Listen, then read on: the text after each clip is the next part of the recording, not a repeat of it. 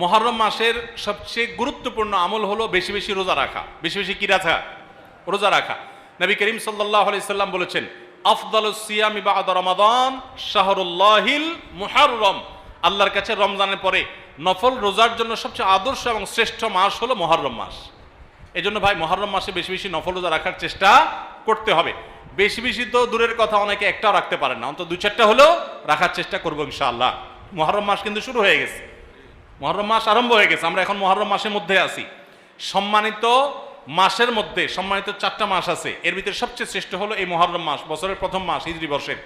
অতএব এই মাসের প্রধান আমল হলো বেশি বেশি নফল রোজা রাখা। দ্বিতীয় আমল হলো মুহররমের 10 তারিখ আশুরা, এই আশুরা উপলক্ষে 2টা রোজা রাখা।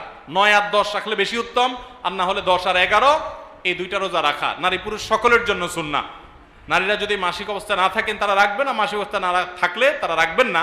তাদের নিয়ত থাকলে আল্লাহ তাআলা তাদেরকে এমনিতে সওয়াব দিবেন ইনশাআল্লাহ। তাহলে মুহররম মাসে আমল হলো বেশি বেশি রোজা রাখা, বিশেষ করে আশুরা রোজা রাখা।